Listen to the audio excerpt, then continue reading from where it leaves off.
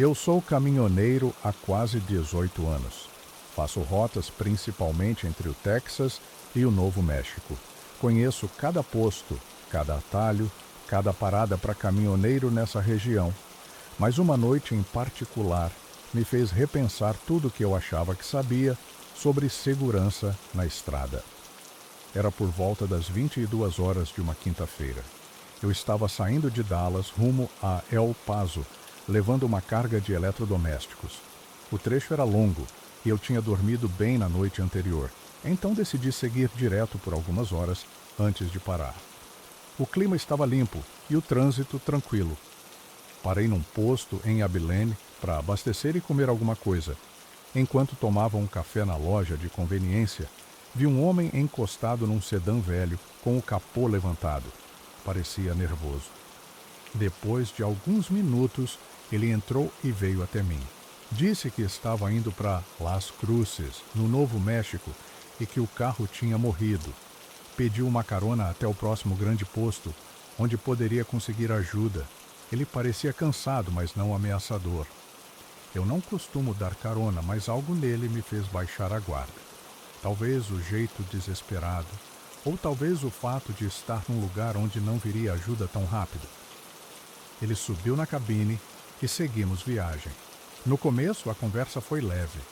Ele disse que se chamava Rick e que estava visitando a mãe doente em El Paso. Mas conforme os quilômetros passavam, ele foi mudando. Ficava encarando o retrovisor com insistência. Perguntava se o meu caminhão tinha câmeras internas, se eu registrava o trajeto. Chegou a me perguntar se os donos da carga sabiam onde eu estava o tempo todo. Eu tentei desconversar, mas comecei a ficar desconfortável. Algo estava errado.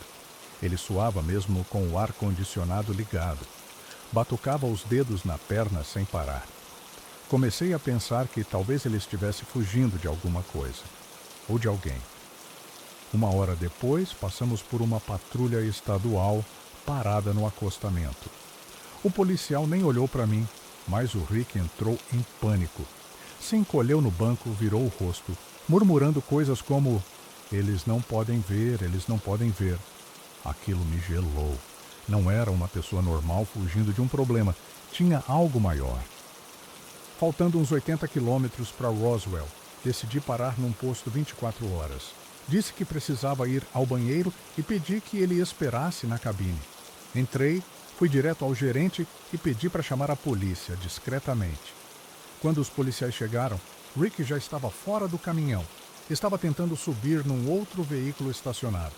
Acabou sendo detido sem resistência. Horas depois, fiquei sabendo do que havia acontecido. O carro dele, abandonado no posto anterior, tinha um corpo no porta-malas. Uma mulher. Segundo os registros, era a ex-namorada dele, desaparecida fazia 3 dias. Ele estava tentando fugir para o México. Aquela carona que eu dei quase me fez virar cúmplice de um assassinato. Até hoje, quando penso nisso, sinto o estômago embrulhar. Nunca mais dei carona para estranhos. Nunca mais dormi tranquilo por completo. A estrada pode ser longa, mas o medo é instantâneo.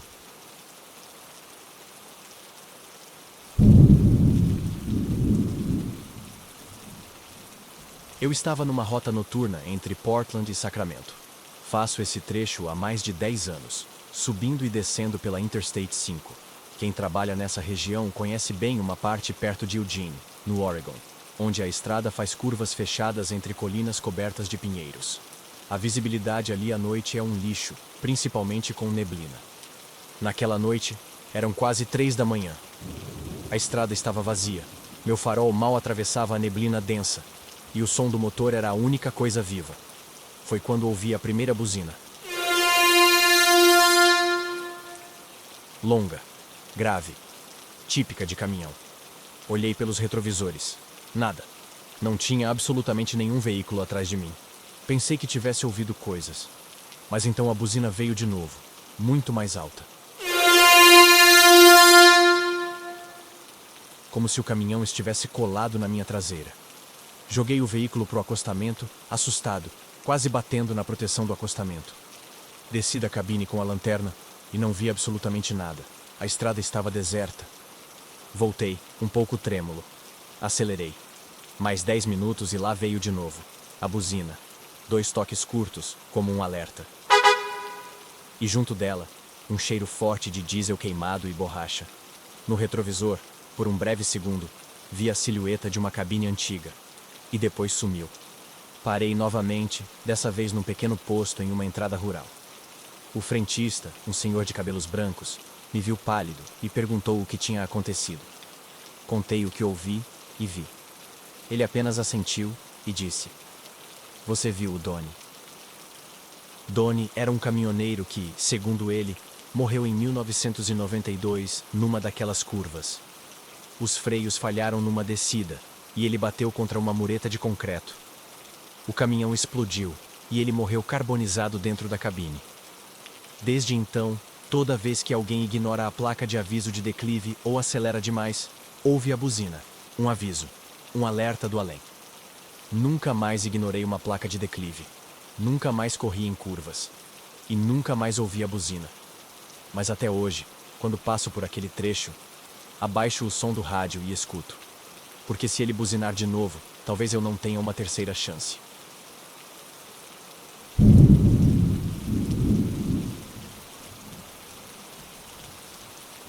Foi numa rota entre Utah e o Arizona que eu vivi a experiência mais perturbadora da minha vida. Algo que, até hoje, me deixa com calafrios só de lembrar. Eu estava levando uma carga de materiais de construção, atravessando a Route 89, uma estrada sinuosa que corta paisagens desérticas, florestas densas e trechos quase inabitados. Quem dirige por ali sabe. É bonita de dia, mas à noite se transforma num labirinto escuro e silencioso. A noite caiu rápido naquele dia. O céu ficou completamente negro, sem lua, e o GPS me sugeriu um atalho. Uma estrada secundária, mas ainda asfaltada. Nada muito fora do comum. Menos trânsito, economia de tempo. E como eu já estava atrasado por conta de uma parada anterior, decidi arriscar. Era por volta das 10 da noite quando vi pela primeira vez. O farol alto do caminhão iluminou uma figura parada no meio da pista.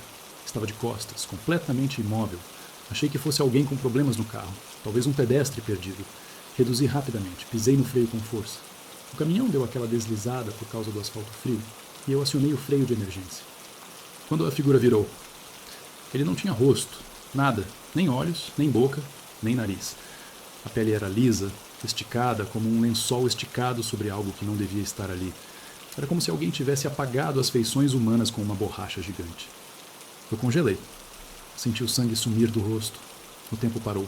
A única coisa que ouvi foi o motor do caminhão e minha própria respiração acelerada. Piscaram as luzes do farol por um segundo e ele simplesmente desapareceu. Não andou, não correu, sumiu, como se nunca tivesse estado ali. Eu fiquei parado por alguns minutos tentando racionalizar. Talvez fosse cansaço, ilusão de ótica, um reflexo estranho. Tomei um energético, liguei o rádio e segui viagem tentando manter a mente ocupada. 10 minutos depois, ele apareceu de novo. No acostamento desta vez, parado, me observando, ou o mais próximo disso que uma coisa sem rosto pode fazer. Não se mexia, não fazia som, era só presença, gélida, sufocante, quase sólida.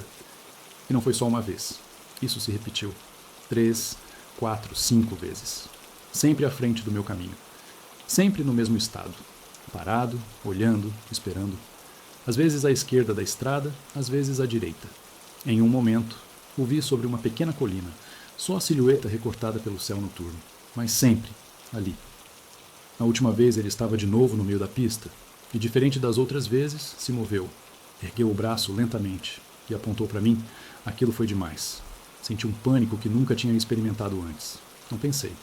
Virei bruscamente o volante e entrei numa estradinha de terra lateral, sem nem olhar direito onde ia. Fiquei dirigindo por quase uma hora, perdido no meio do nada, até encontrar uma pequena cidade com uma delegacia. Entrei transtornado. Falei com o policial de plantão, um homem mais velho, com cara de quem já tinha ouvido de tudo. Ele me ouviu com calma, sem rir, sem duvidar, e disse algo que eu nunca vou esquecer. Você não é o primeiro. Já ouvimos esse relato antes. Sempre o mesmo lugar, sempre a mesma descrição. Mas nunca encontramos nada que comprove. E ainda assim, continuam aparecendo casos. Voltei para o caminhão mais confuso do que nunca. Desde então, nunca mais passei pela Rota 89. Desvio por qualquer outro caminho, mesmo que leve horas a mais. Aquela estrada ficou marcada para sempre na minha cabeça. O pior de tudo, eu ainda não sei se aquilo foi real, ou se foi só coisa da minha cabeça. Mas às vezes, quando estou sonhando, vejo aquela figura novamente, parada, apontando para mim.